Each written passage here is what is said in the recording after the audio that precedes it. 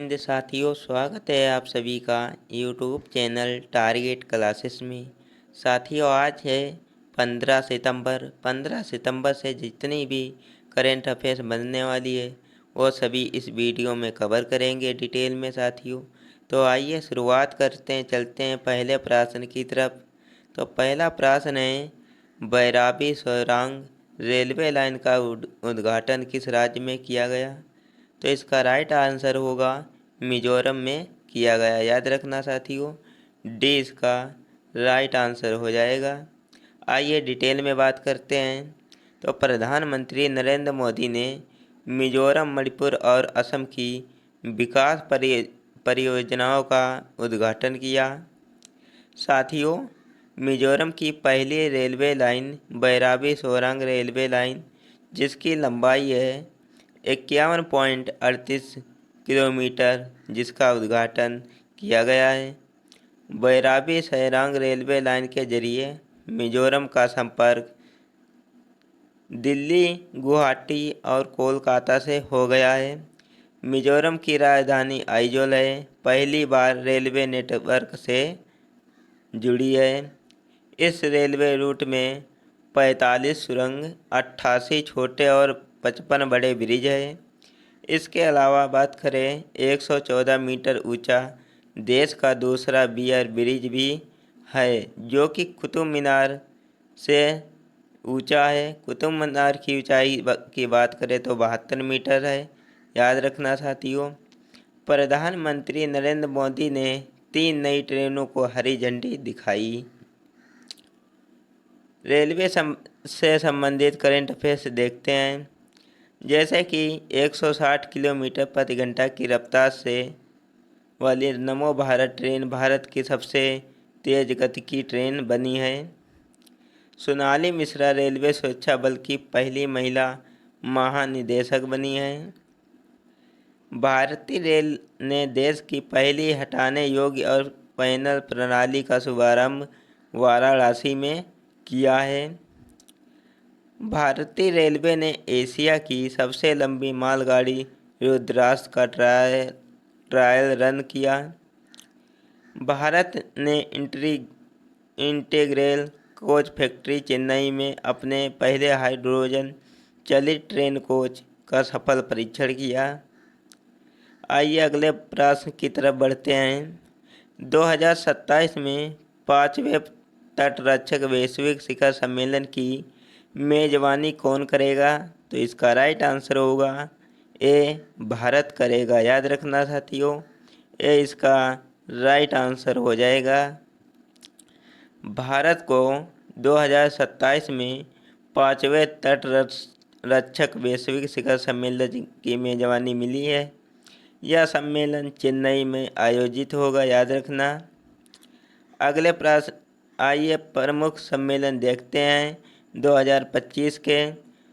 तो विश्व आर्थिक मंच WEF सम्मेलन स्विट्जरलैंड में हुआ था। याद रखना, कहाँ पे? दावोस में। विश्व सरकार शिखर सम्मेलन WGS दुबई में हुआ। वैश्विक प्रौद्योगिकी शिखर सम्मेलन GTS नई दिल्ली भारत में हुआ। विश्व सतत विकास शिखर सम्मेलन नई दिल्ली भारत में हुआ था। शिखर सम्मेलन 2025 कनाडा में हुआ था। नाटो शिखर सम्मेलन द हेग नीदरलैंड में हुआ। ब्रिक्स की बात करें, ये ब्राज़ील में हुआ है। शंघाई सहयोग संगठन SCO शिखर सम्मेलन चीन में हुआ था। UN जलवायु परिवर्तन की बात करें तो ये बेलम ब्राज़ील में हुआ। अगला प्रश्न है, 10वां आयुर्वेद दिवस 2025 किस राज्य में मनाया जाएगा? तो ये गोवा राज्य में मनाया जाएगा। डी इसका राइट आंसर हो जाएगा। आइए डिटेल में बात करते हैं। 10वां आयुर्वेद दिवस 2025 गोवा में मनाया जाएगा। किस तारीख को? तो 23 सितंबर को यह मनाया जाएगा। याद रखना साथियों। स्थान अखिल भारतीय आयुर्वेद संस्थान। याद रखना, गोवा।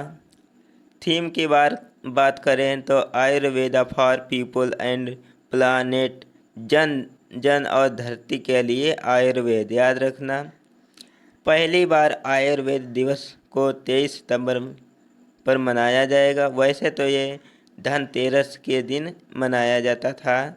याद रखना, इसका उद्देश्य है आयुर्वेद को वैश्विक पहचान दिलाना। अगला प्रश्न है, संयुक्त राष्ट्र महासभा में पेश किए गए न्यूयॉर्क घोषणा का मुख्य मुद्दा क्या था? तो इसका राइट आंसर होगा फिलिस्तीन संकट का शांतिपूर्ण समाधान, यानी सी इसका राइट आंसर हो जाएगा। आइए डिटेल में बात करते हैं न्यूयॉर्क घोषणा के बारे में।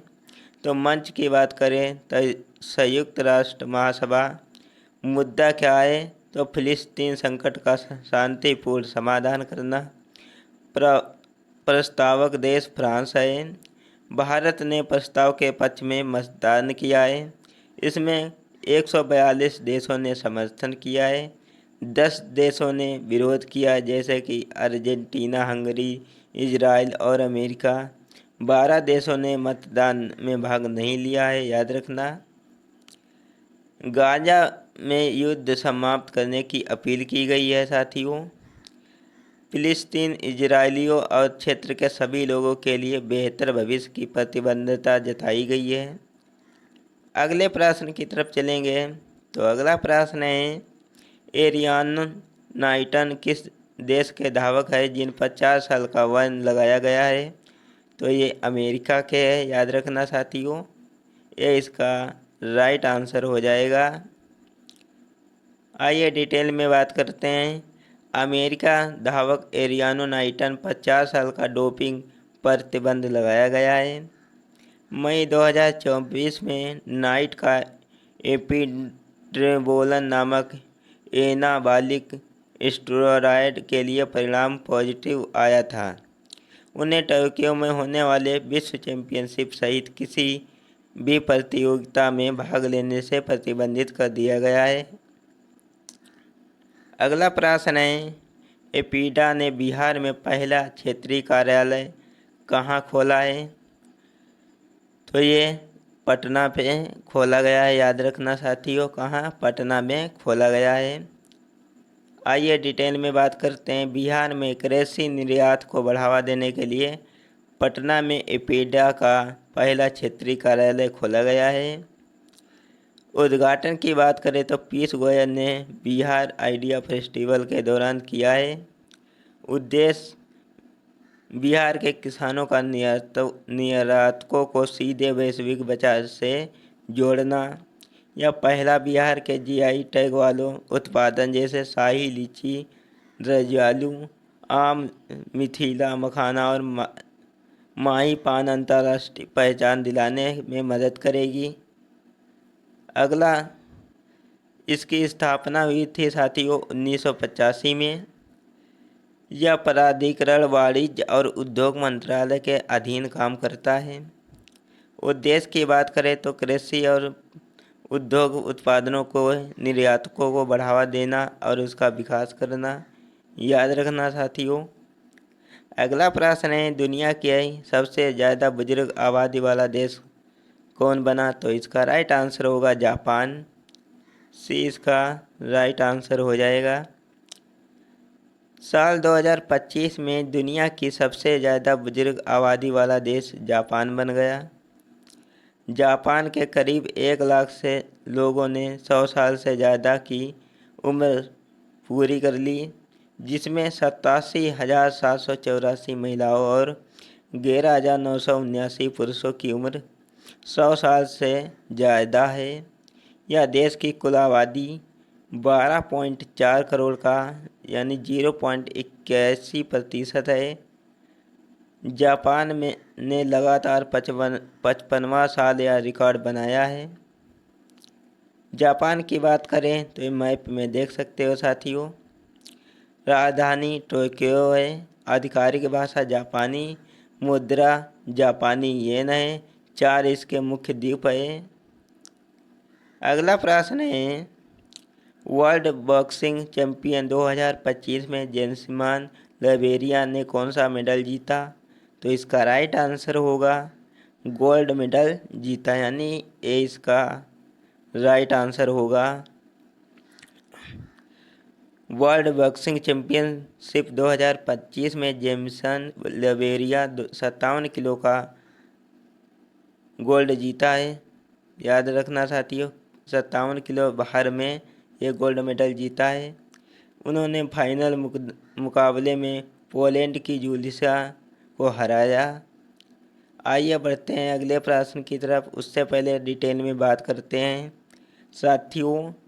जेल्सिमान लवोरिया ने 57 किलोग्राम का भार उठाया, जिसमें गोल्ड मेडल जीता।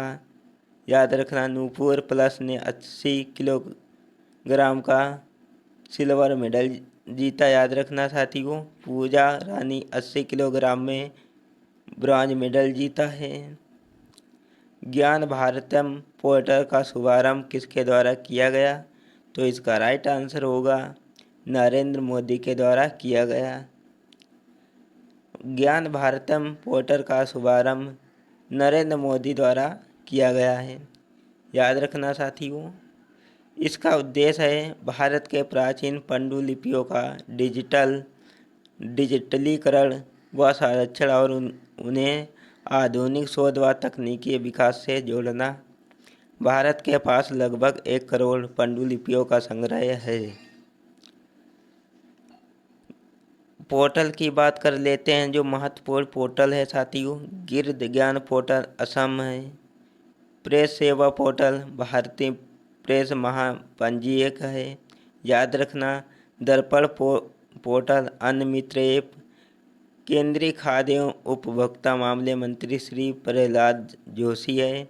ई श्रम पोर्टल श्रम और रोजगार मंत्रालय है। साथियों, ये महत्वपूर्ण पोर्टल दिए गए हैं। आइए रिवीजन करते हैं कल का।